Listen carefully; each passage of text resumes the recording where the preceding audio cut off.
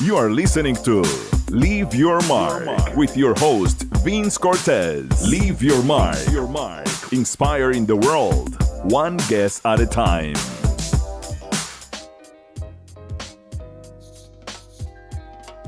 Today's guest on Leave Your Mark is my very good friend, Jim Alabi. He, 8 years ago, experienced an inflammation in his neck, and it bothered him enough to go and get a scan, and he would go on with life the day after the scan and conducting his work going to Lake Tahoe. And while he's at Lake Tahoe for his business trip, he gets a phone call telling him that he needs to return to Pittsburgh immediately for a cancer surgery in his neck. Now, Jim, every cancer patient always has an initial reaction when they first find out or first hear that they have cancer. Take us from that moment where you found out or you were being told, you're out of your element on a trip for work, and then you get this phone call and the doctor has this urgency in his voice and you find out the news. Yeah, I'll never forget it. I was in my hotel room and the phone rang, and it was my doctor. And I said to him, I said, "What is this as bad as you say it is?" And he said, "It's absolutely as bad as I say it is." And I hung up, and Vince, I don't think I ever felt a lonelier feeling in my life. I went through every emotion you could imagine. I started crying, and then I realized I've got a 7-hour plane ride ahead of me. And it was a tough cab ride to the airport. It was tough getting on the airplane, and it was the worst plane ride I've ever had in my life. Just sitting there and just thinking about a lot of different stuff, thinking about my family, thinking about the way my life was going to change, thinking about what was going to happen in the next month or two. And are you experiencing pain other than in the local area of in your neck? Were you having any sort of fatigue or tiredness? Nothing. Not a single problem occurred during that time. In fact, if I would not have gone to the doctor by feeling that little bump, it was not painful. I didn't have a problem swallowing, any problem eating. It was just a blessing that I went when I did, because when I went to get that biopsy done and it came back, they said my neck was just full of cancer, and that it was stage 4 and they needed to get to it as soon as they possibly could. Okay, now the cancer, throat cancer was... It was squamous cell carcinoma. Squamous cell carcinoma. Okay, I need to work on how to spell that. Squamous cell carcinoma. Well, we can laugh now because you survive. In the middle of that, you don't want to hear, you can't pronounce it. Throat cancer. Right. So now you're finding out now. So how quickly within a week you're in there and you get this operated now with it all over in your neck? How much of it did they actually get out? Believe it or not, I have a neighbor that was a doctor, and when I told him that I had gotten rush surgery because he had been away, he turned me on to the Hillman Center in Pittsburgh. I initially went to another facility in Trenton, Pennsylvania, and he said, "Listen, you need to get to Hillman." So he set me up with an appointment at Hillman. I saw a radiologist, and they said to me right away, "You need to start coming here. You need to get your radiology, and you need to get your chemo here at Hillman." So I did that. And then during the process of radiation, I found out that I needed to get another surgery at Presby Hospital. Whoa. And that surgery was done with the Da Vinci robot. It was very innovative at the time. And my doctor was Dr. Davari. He traveled all around the world teaching people how to use this Da Vinci robot. And what it is, Vince, the Da Vinci robot's literally a robot, and it's got hands. The hands of the robot are about a 1/2 inch big, and they go right through your mouth. There's no incision. It's in through your mouth. And the reason the Da Vinci robot is used is because when they have to do an operation that is so intricate, the robot hands can move in ways the human hands cannot. And so they can go in and do more intricate surgeries with the Da Vinci robot. So I had 2 surgeries done with the Da Vinci robot. Did you know that life-altering diagnoses often begin with ordinary symptoms? Jim Alabi was going about a normal day when a sudden neck pain turned into a diagnosis that changed his entire life. Many serious conditions don't start dramatically, they start quietly. That's why awareness and early action are critical in improving outcomes and reclaiming control of your future. And then one prior to that. And one prior to that. So what was your time span of these 3 operations? The time span between the very first one and the first one with the Da Vinci robot was about a week and a half to 2 weeks. They actually had to do surgery in my mouth. The second one with the Da Vinci robot was that the sutures had let go in my throat. And I literally had to be rushed to the hospital, and they had to resuture everything.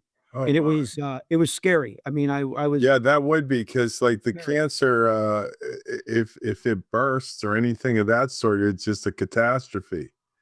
It was So scary. a suture not being shut, I mean, that's about as much alarm as you get. Now, so then you rush down there to get the suture fixed, so you're technically in your throat 4 times. Yeah, I ended up going in. They had to get a hold of Dr. Davari, and he was about 6 hours till they finally got him. Oh, And wow. I was in surgery an hour later, and it was a very difficult operation, very difficult. Now, how much pain are you experiencing at this point? The pain comes from the radiation that I had. I have a hard time with the cold. My fingers are never warm. That's from the radiation. But the biggest thing I feel is right from my right ear down to my chin. Every time I take a chew of a piece of food, every time I laugh, or even if I just wake up, it is a very sharp pain from my ear to my chin, all due to radiation. And that will get progressively worse as I get older. There's absolutely Oh, wow. nothing they can do for it. Okay, so Byproduct of the radiation. now then your process begins. So chemo and radiation for 12 weeks after all of this is these 4 times of being in your neck physically. How are you feeling? Like, are you losing weight? Is the cancer beginning to go away? Like, Yeah, what is your progression? Yeah, the cancer is gone. I mean, I am now cancer free. The thing is, I lost probably I'm going to say anywhere from 50 to 55 pounds is what I lost. Wow. I know I went from a size 33 waist to a 28 waist. Wow. It was pretty bad. Once you start losing weight, you may know as well as I do, Vince. Once you start losing weight, you lose it quickly. Yeah. No, the cancer appears to be like a flesh-eating disease. I mean, it peels right through you. Yep. And just like with the chemo and radiation, like my friend that's my doctor said to me, he said, listen, basically, we are going to kill part of you to save you. And that's what it is. Yeah. No, it almost in the modern era feels very Frankensteinish to just kind of destroy the whole immune system to solve one problem. And then the rehab or the building back up is just like what you've experienced, where not all the way, not 100%. You get this issue in your ear and your cheek. Yep. And you really become the more healing or the closer you get back to normal is an incredible blessing. So now then your process of the chemo goes through. So how long are you dealing with treatments at Hillman and going down there and they're listening to what it is or monitoring what your process is? Scans are routine. How frequently are you going and things like that? I believe it or not, I was just there 2 weeks ago with my doctor. He did a thorough look into my throat. And he felt my neck. There's so much scar tissue in my neck that if I feel a little bit of a bump, I start to get worried because I'm just praying that it doesn't ever come back, which it can come back. But all the bumps that I have in my neck right now are all scar tissue. And that's what I said to him. I said, listen, I'm scared. I feel bumps everywhere. And he said, it's all scar tissue from all the surgeries you had. That's all it is. He said, you have nothing to worry about right now. So that put my mind at ease, but I'm constantly feeling my neck. Tip of the day. When something feels off in your body, even something small like a sharp pain, don't ignore it. What seems minor today could be your body signaling something deeper. Jim Alabi experienced a simple neck pain that led to a life-changing diagnosis. The lesson? Early attention creates options. Listen to your body, act quickly, and advocate for your health, because timing can change everything. Yeah, after myself, I mean, you do have that sense of the thought wants to creep in the back of your head that this could happen again. Well, and that's why I like kind of taking the point of when you find out, like myself, my life had collapsed. So I had stress and I felt that I had ingredients that added to stress that it would make my immune system weaken and or get cancer. And yours was, you had recently had a life change in being divorced. And it's like on emotional levels, we never really know how this our health is affected when we get emotionally distraught or upset or something severe like a loss of a loved one or something of the sort.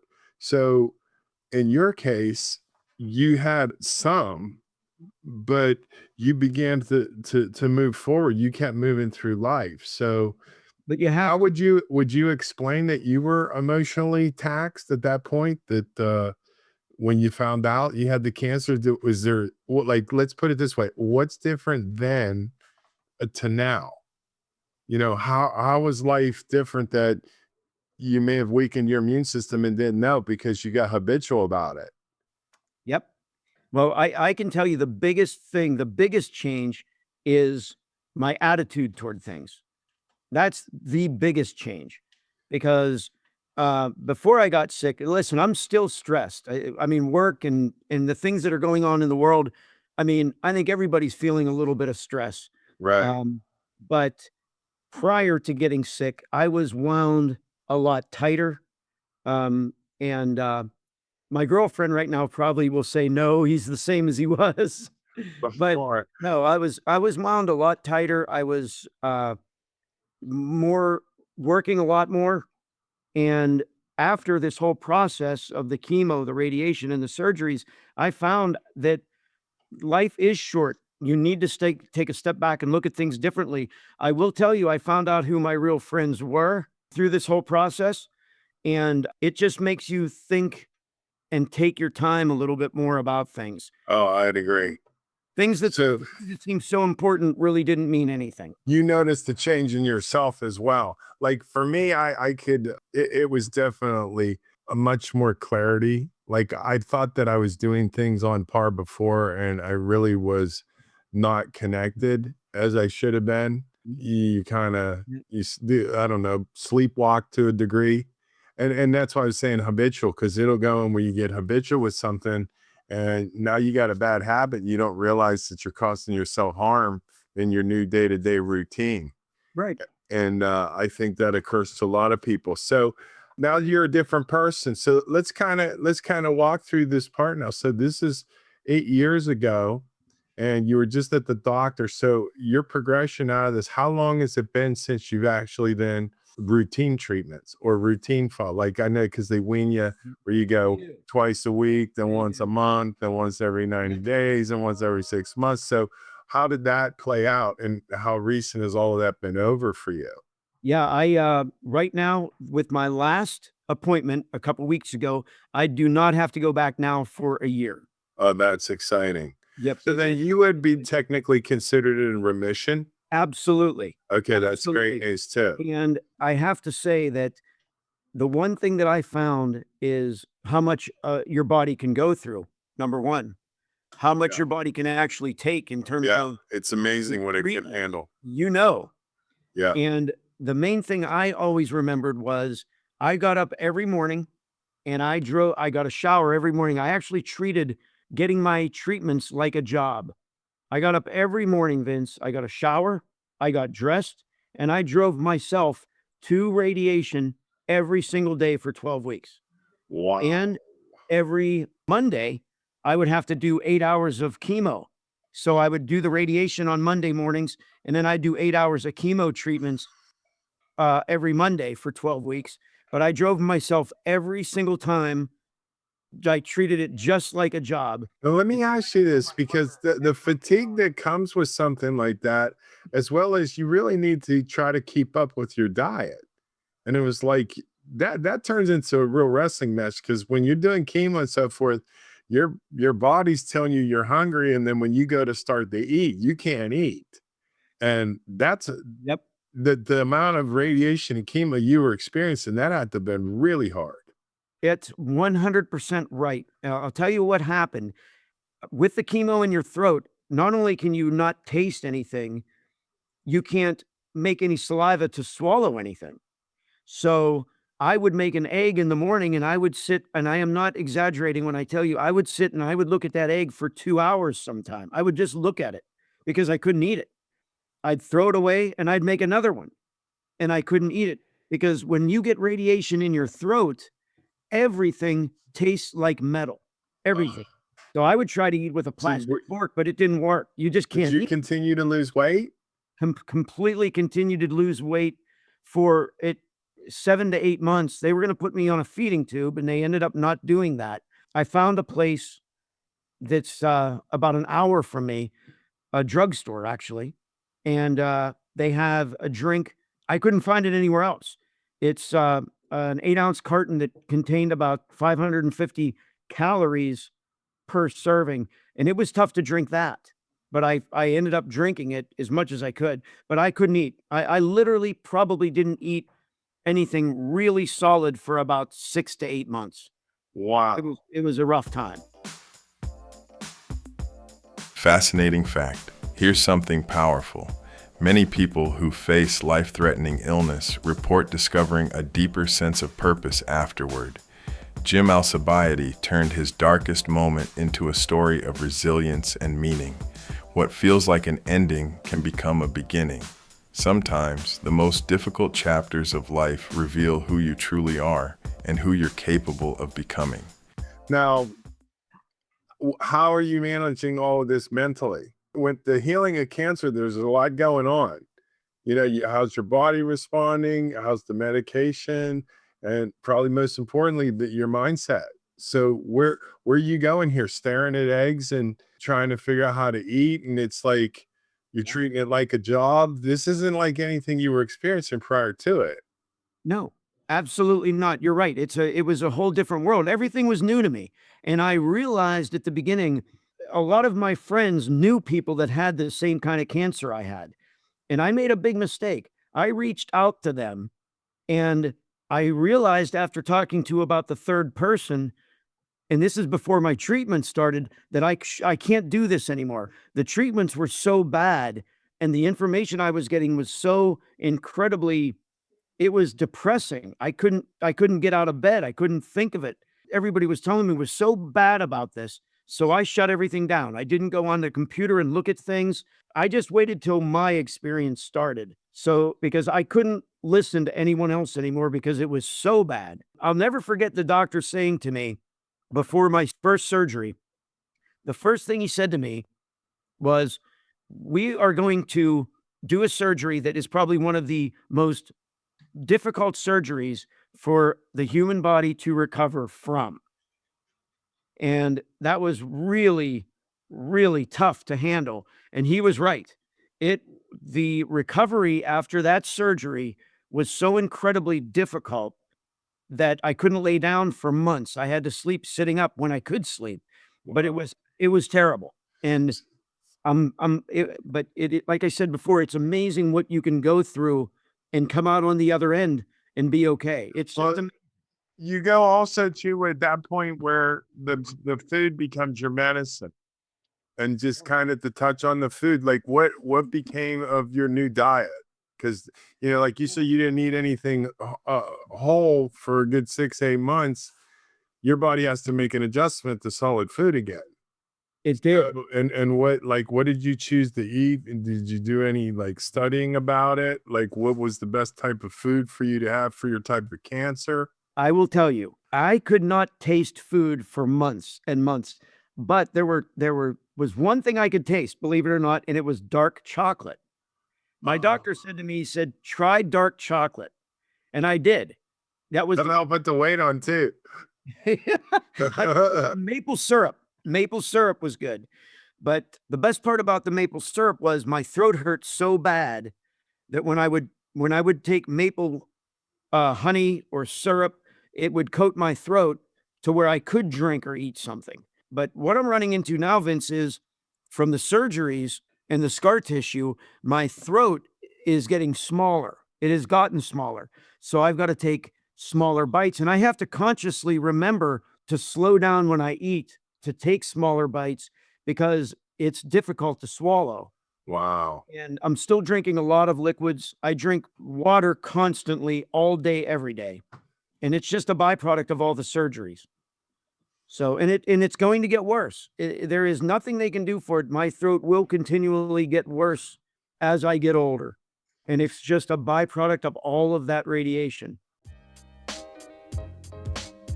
Ask a coach. Question: how do I stay strong when life hits me unexpectedly? Answer: strength isn't something you wait for, it's something you build in the moment. Jim Alabi didn't plan for a cancer diagnosis, but he chose to respond with resilience and purpose.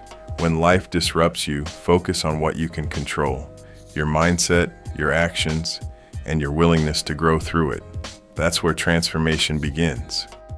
Unfortunately, That's terrible. But You know- it's like I said, it's like it feels like Frankenstein type of health. So now here we are. So you're 8 years removed. yes. You got a new girlfriend. You got a new life. Got a new job. A And lot of news. Yes. who are you now after all of this? Well, I have to tell you, I try not to procrastinate. I think that's the biggest thing. You know, it's easy to feel sorry for yourself. It's easy to go back and say, well, I went through this, so I deserve to do this. I think the biggest thing is I get up in the morning and I get moving. I do what I'm supposed to do, and I'm thankful for it. But when it comes to going out with friends or going over to visit a friend or going out to see somebody, I try not to put that off because before you know it, a week turns into a month turns into a year. And I've realized that that's the most important thing. You have to be around the people that you love being with. And if you don't continue to make an effort to do that, you lose it. And I think that's the biggest thing I learned. You can't take anything for granted in terms of your really good friends and your family. And That's awesome. it's really important. I think that's the biggest thing because I used to worry about things that I shouldn't worry about. I used to worry about the stupidest stuff that meant nothing. It meant nothing. Yeah. And now I realized my life is better. I feel good. And the things that I thought were really important 8 years ago, they didn't mean anything. Not a thing. But here's what I asked. Now, it's kind of hard as a survivor to see yourself as a hero or as someone that is looking up at you and watching how you march through this. And I ask all my guests on the show, how would you like to be remembered? How would you like to leave your mark when people think about you? I would like them to say that he was an incredibly great friend. When he said he was going to do something, he did it. When he said he would be there, he was there. And when we needed help, he always was there to help. I think if somebody could say that about me when I'm gone, that, you know what, anytime I needed him, he was there. When I asked him for something, some help with moving things or doing whatever it was, he was always stand up and said, you know what, I'm going to be there. And he always was. That's, I think, really important. I never, ever, ever let my friends down. No matter what, I would always be there for them. I think that's really important. No, it's awesome. And it's amazing when we go through these things, how we find ourselves and not just like maybe before we found ourselves, but on a whole nother level in a whole different light. And I think that you experienced that and you're a good example of that. And your willingness to continue to fight through this is extremely commendable. The fear factor is undescribable. So this was awesome, my friend. I appreciate your time. I'm grateful that you're here to talk to me. And we've survived to have this day. It's been many meetings, many years. I don't think we want to disclose how many years it's been. No, But it all goes by way too fast. And, and here we are. And it's great that we get to share this and hopefully it falls on your drums that are meaning to hear these things. Before you go, please take a moment to like, share, and subscribe. Your support lets us keep these stories alive and reaching the people who need them most. If today's conversation touched you, stay with us. We have more stories, more truth, more courage, more healing waiting for you. Click on our next episode and continue this journey with us. We appreciate you. Keep watching.